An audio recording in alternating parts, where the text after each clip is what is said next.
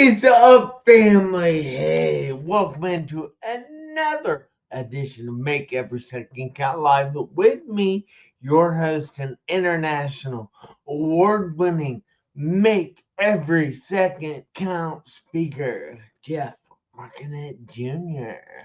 Now, I'm extremely pumped up to say that, and it makes me happy every time I say that. So I gotta emphasize that a little bit.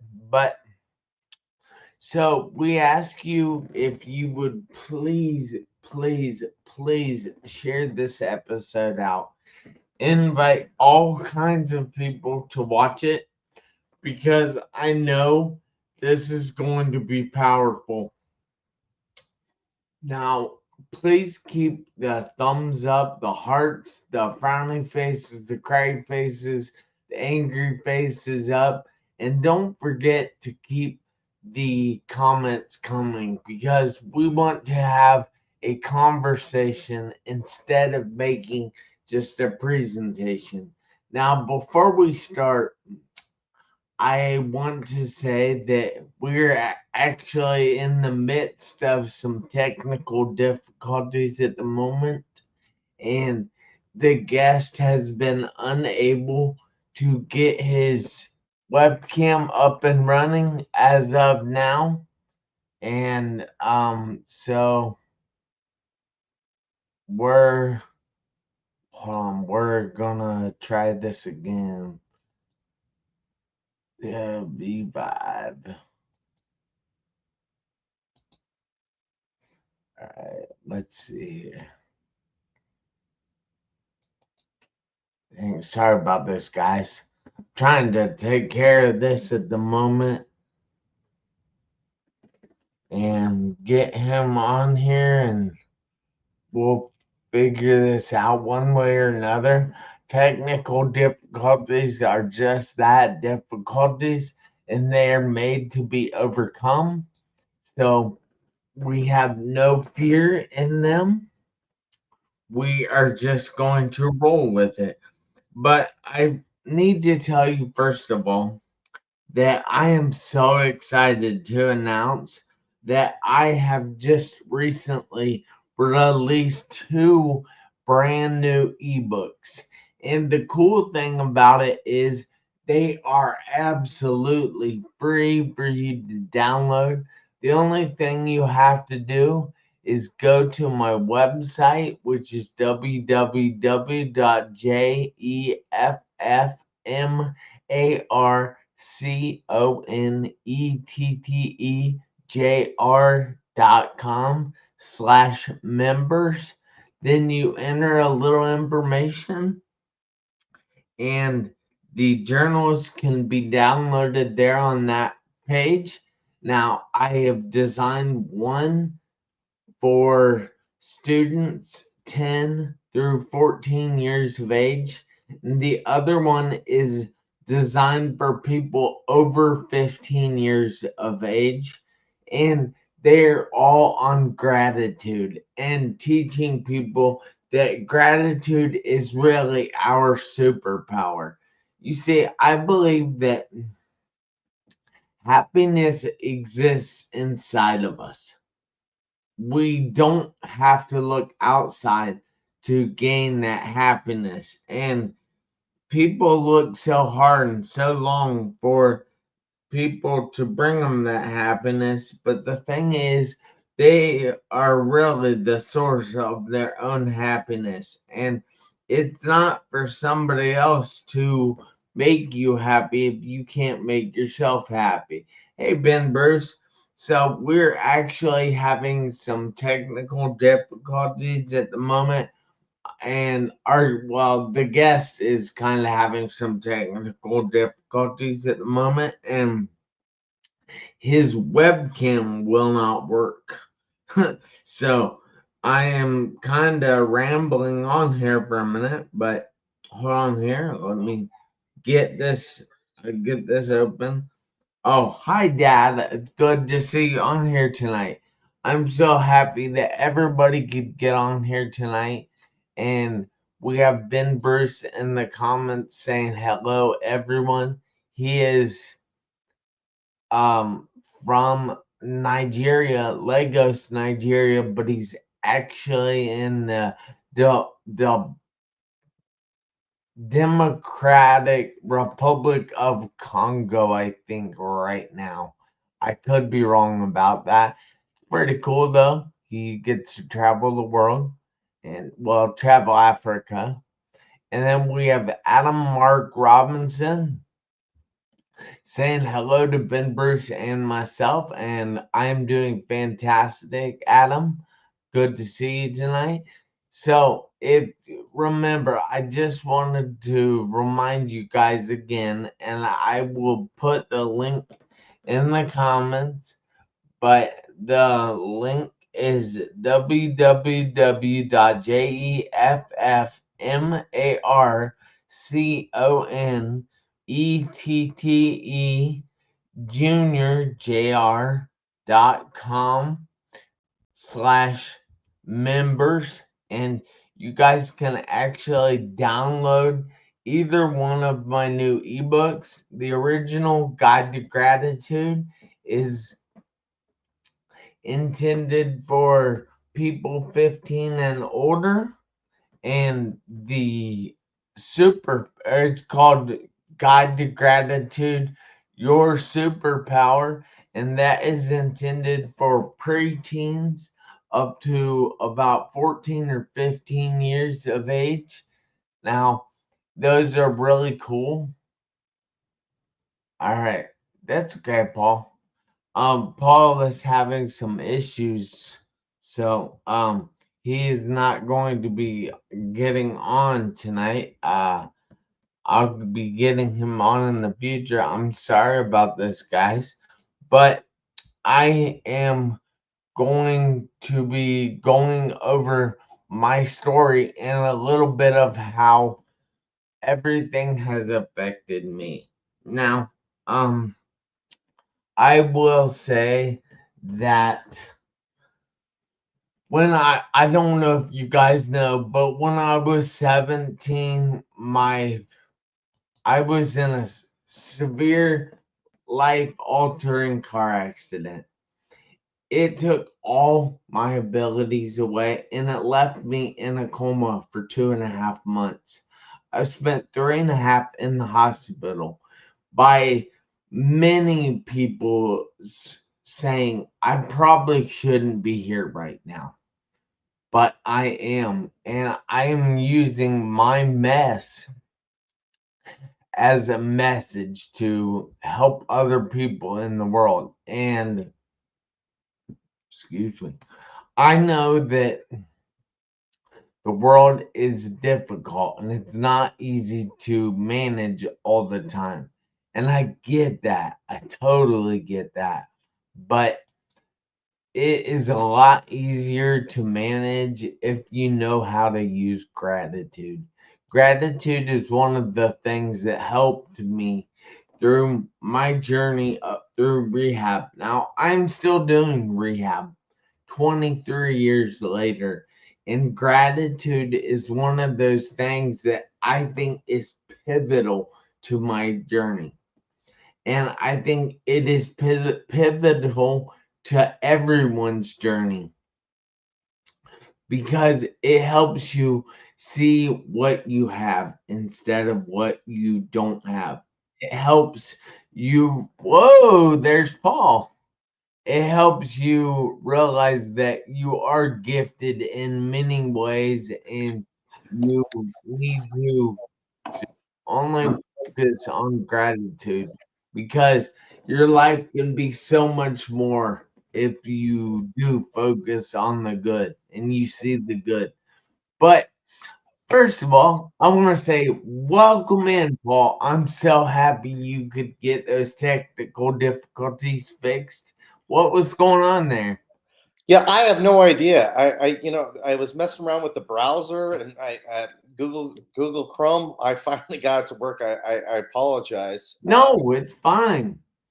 But I'm so glad that you were actually able to get it to work, and I'm pumped up about that because I had no idea what I was going to do if you didn't show up. But that's not your fault. So, all right. I know from my own story that life has a tendency of trying to put things in our way, trying to hold us back from getting to that success, getting to that happiness. Is has there been anything in your life that you have had to grow through to get to where you are now? Yeah, absolutely, Jeff. And feel free to stop me if I ramble on too long. But I was born with cerebral palsy, and if your viewers don't know what cerebral palsy is, it's lack of oxygen in the brain at labor, and it can leave one side of the body paralyzed. And this is permanent. This doesn't go away. So when I was born, I wasn't moving the right side of my body very much, and naturally, my mother was pretty concerned about this. She went to the doctor to get testing, and that's where I was diagnosed with cerebral palsy. And this first doctor thought the cerebral palsy was so severe that he thought I would never be able to walk, and it would be a good idea to get me in a wheelchair because that was going to be my life going forward. And I had many conversations with my mom about that, and when she heard that news, she was devastated. She cried herself to sleep, going, what was going to be the life of her baby boy? Am I capable as a mother to handle this? And she told me the next day, I'm an infant at the time, so I can't talk. She said that I gave her a look. A look if to say, Mom, don't let this be my story. I want to walk. And she got 5 opinions and found a physician willing to help. And with this physician's help and me doing physical therapy 5 to 6 times a week, and my mom's unrelentless attitude to make sure I was walking between age 2 and 3 at feet the doctor said it was impossible for me to do. Early in my life, my mobility was very limited. I could walk 25 to 50 yards before my leg would give out. So playing sports was a challenge, and my mom put me into soccer when I was 6, and I was basically standing there on the soccer field while kids played soccer around me. And I remember one day going, I'm going to tell my mom I'm going to quit. This is ridiculous. I don't want to do this anymore. I remember what my mom told me because it stuck with me to this day. She goes, Paul, if you don't want to play soccer anymore, that's fine, but you need to honor your commitments. So I'm 44 and I've never played soccer since that soccer season, but I've honored my commitment since that day. But I got surgery on my right foot shortly after that season, and that was a game changer. It gave me more spring in my step, and it allowed me a lot more mobility. And I didn't know how big of a game changer it was until my first day at my new school, PE. We did our stretches, and the teacher goes, "Okay, run a lap." And I'm thinking to myself, "Here we go again. I'm going to run 25 to 50 yards. I'm going to stop. These kids are going to see that, and they're going to start to make fun of me again." But because the surgery was different, I was able to go past that point where I normally have to stop. And I remember saying to myself, "Come on, Paul, you got this, bud. Keep going, keep going." And I finished the lap with the other kids. On the outside, I kept it cool, but on the inside, I was like, yeah, yeah, yeah. It was the first time in my young life where I fit in. I didn't stand out. Things did get easier for me after that, but I wouldn't consider them easy. My parents got divorced when I was 12, and I had to switch schools. And that's just a tough age to switch schools, period. But I'm a kid who walks with a limp and holds his right arm differently, so it was even tougher for me. So I got into the school, bullied, teased, tackled, spit on, you name it, they did it to me. I couldn't make a friend to save my life. And while this was going on, I was raised Catholic, so my mom wanted me to go to the Catholic high school. So I had to take a test to see where they're going to place me.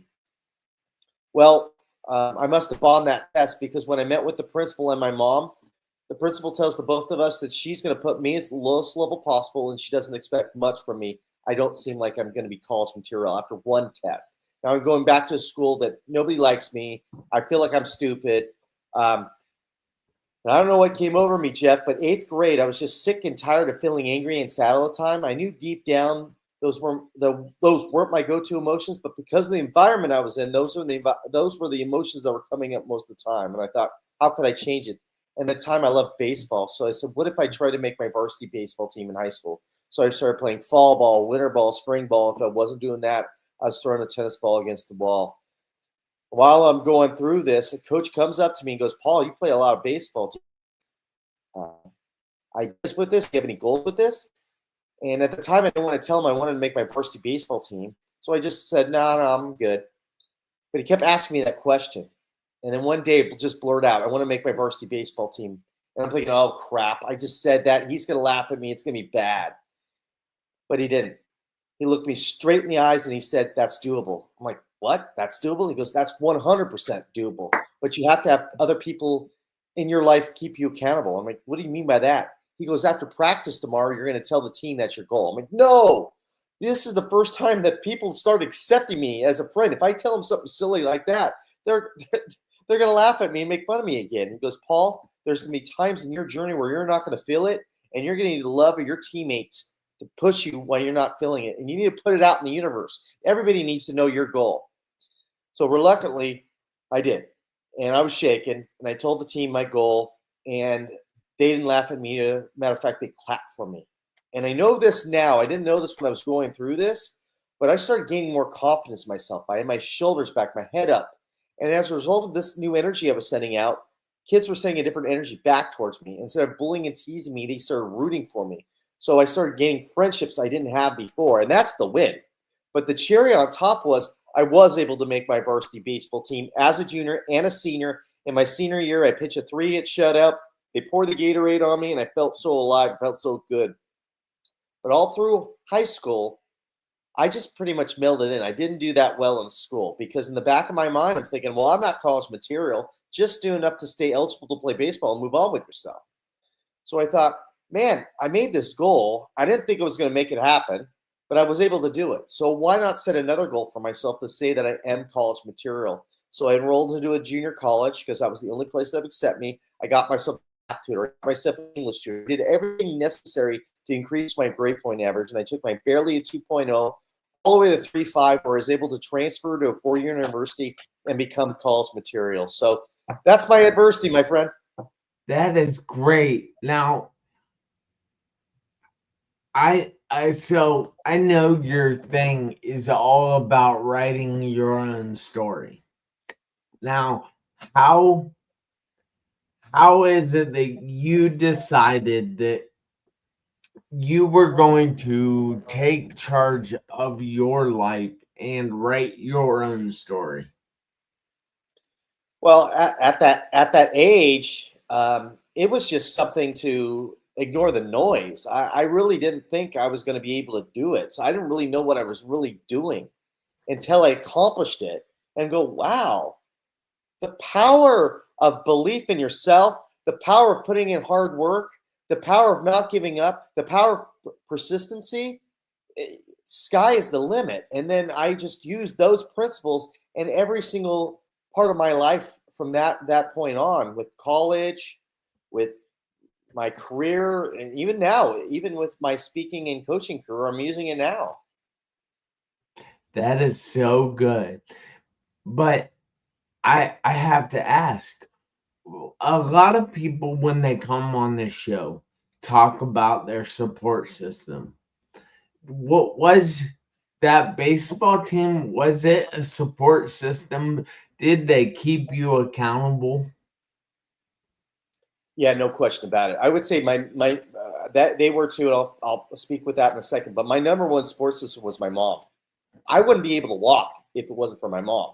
So none of this baseball stuff is even possible without my mom. So my mom, number one. And yes, number two was his name was Coach Strout. I hope he's still alive. He was fairly young when he was my coach. He was instrumental. He moved away out of state. We kind of lost contact, but he was instrumental in my process in Little League and that staying after practice, giving me extra ground balls, let me throw bullpen sessions, and with this. I gained friendships with these kids because I opened up to them, and I didn't open up to them before. And there's something about when you set goals and you let the world know, somehow the universe has a way of making things happen for you. If you keep it into yourself, you don't write it down, I feel it's harder to come up with these goals. Not necessarily saying that every time you write down a goal, it's going to happen, but I feel like you're more likely to make it happen if it's written down and everybody knows what your goal is, so other people can keep you accountable for it. Yeah, that is very true, because when you have somebody that knows what you're trying to accomplish, they'll hold you to that. And not necessarily will they hold you to it, but when you tell somebody else, I feel that you're much more likely to hold yourself to it, because you have to do what you said you were going to do. Um, so you, after you went to university, and I take it you played baseball in at university? Uh, say that one more time, Jeff. I apologize.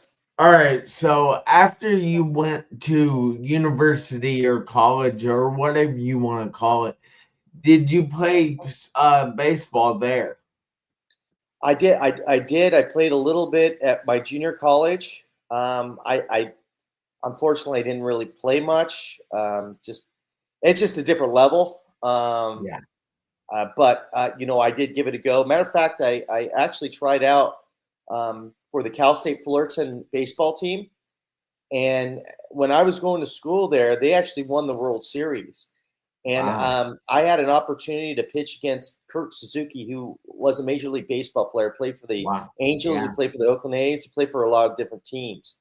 And for some reason, he was a walk-on too. I don't know why, because he was a transfer from Hawaii, or I don't know what the deal was, but he had to go through walk-on tryouts anyway. But I don't know why, because I already knew he was really, really good. And they asked me, okay, they called my number and they said, okay, now pitch. And I had to pitch against him. And I'm really known. I wasn't really a fastball pitcher. I was more a kind of a off-speed guy, movement on my pitches. But I thought, well, you know what? I'm just going to go for it. I'm just going to throw it as hard as I can and see what Yeah. happens. And I threw it as hard as I can, and he turned on that ball like it was like a BP fastball. Hit it at one of the furthest home runs I've seen hit. And then the coach says, "Okay, guy, we've seen enough, and thank you for your time," type of thing. But it was cool getting, knowing that he was a Major League Baseball player. That's kind of cool that he hit the home run off me. Yeah, that's a really cool story. And that'll be something that you can tell to other people all around the world, and they'll be able to be like, wow, with you. That's Yeah, cool. yeah. Yeah. So we have Adam Mark Robinson in the comments saying, "Go Paul, mixing it up with legends of the game like Suzuki." Wow. So he knows sports. So, and I know who he is too, but I'm not gonna brag on myself. So, but so I'm curious, how how did you stay focused on what you wanted? Because obviously you had rough beginnings. Obviously, you probably didn't think you'd ever be able to play baseball. And how did you keep your eye so much focused on that goal? Because I saw improvement. Every season I played, I got a little bit better. I mean, when I first started playing at that level, I didn't see the field at all. And at the time, everybody was able to be on a team until you got to high school. So little league, everybody gets to play. Um, but I would get a pinch.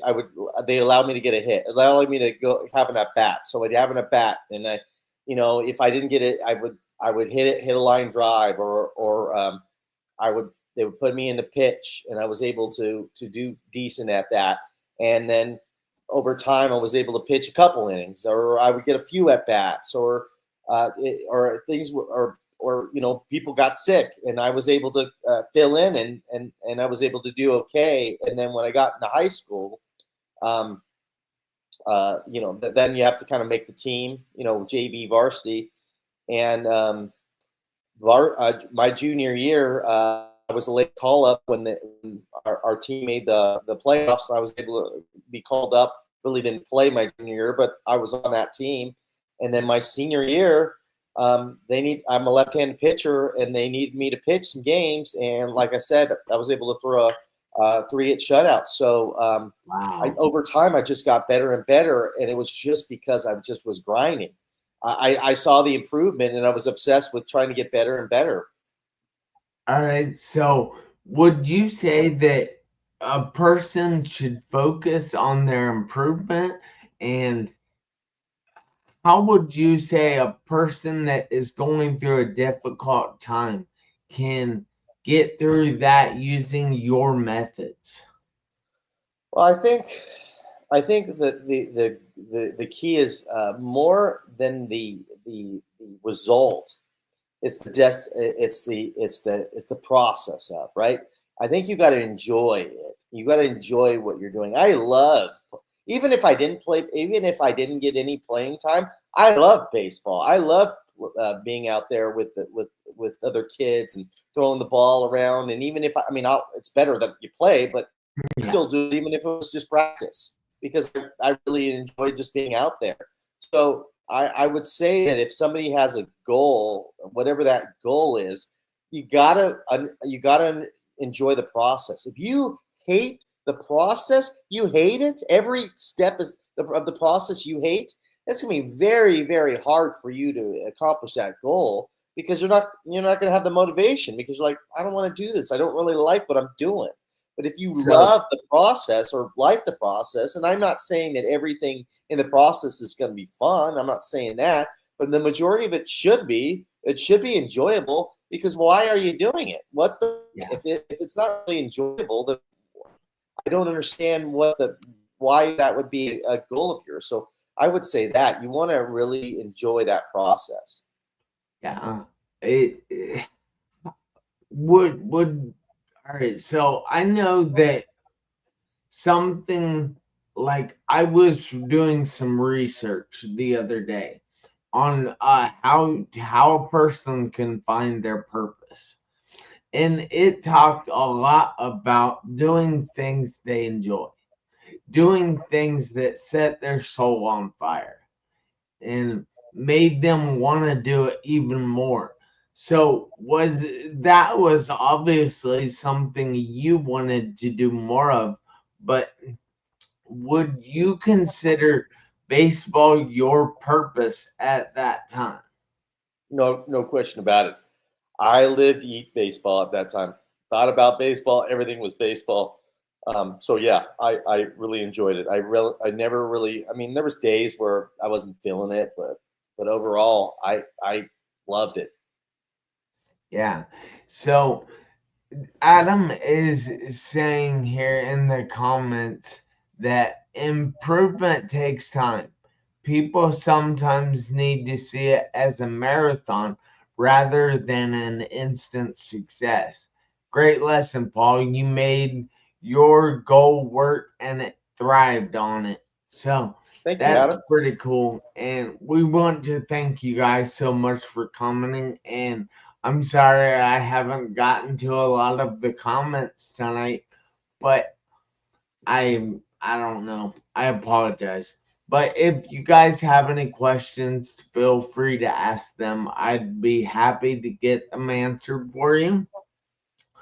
But so let's say a person doesn't know what their purpose is, doesn't know what they really want to do in life, and they don't really enjoy what they're doing now.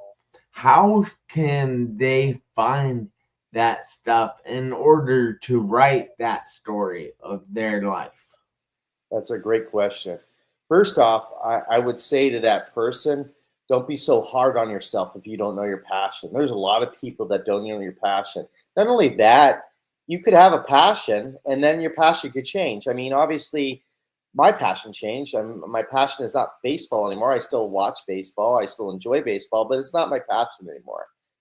As you get older, your passions change and you have to reinvent yourself. So first and foremost, don't give yourself such a hard time that you don't know your passion. That's number one. And number two is keep an open mind. Keep an open mind about things that might come your way. Try it out. Don't be so rigid on, oh, no, that didn't work for me. Try it out. You never know. I think that the best thing to do is keep an open mind and try different things and keep going. That your goal could be, your passion could be finding your passion. And that's fine in itself. Yeah, that's really good advice. So when you say your goal could be to find your passion, how would you suggest a person find their passion? Just what I said. I would write down. I would try to write down, on a piece of paper. Don't judge yourself. Just write down a few things that you like to do, and then look at it and go, you know what? Let me give that a try, or let me give that a try. But don't judge yourself on it. And the passion. Everybody thinks the passion has to be this grandiose thing. The passion could be, I like basket weaving. That could be a passion. Why? We don't have to, we don't need to judge the height of the passion. If basket weaving is your passion, do it.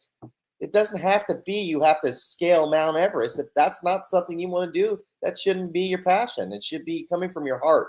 And if it's something of that nature, sewing, whatever, do it. Yeah, that's great advice. So I know this show was kind of messed up because we had some technical issues at the beginning, but but I'm curious about one other thing. How how does technical issues paint a picture for your book or for your life's book? Well, you know what, Jeff? What I love about your show, it's live.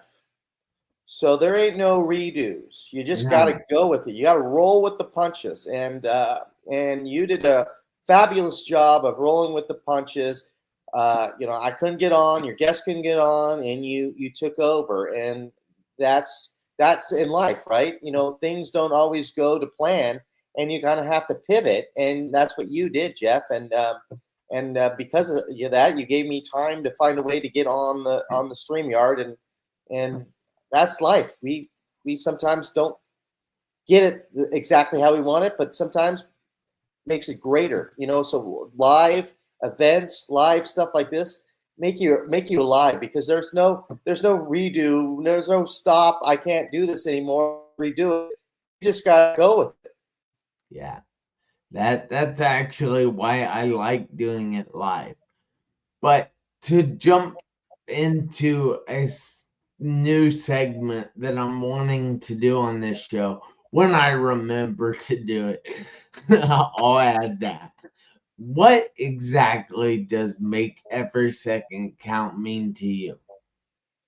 Well, I know your story very well, Jeff. I mean, we've gone back a few years, and I know, and I've seen you speak at schools through things you posted on social media, and that journey that you did is absolutely amazing. The car accident, everything about it, and people doubting you, and you're still improving every single day.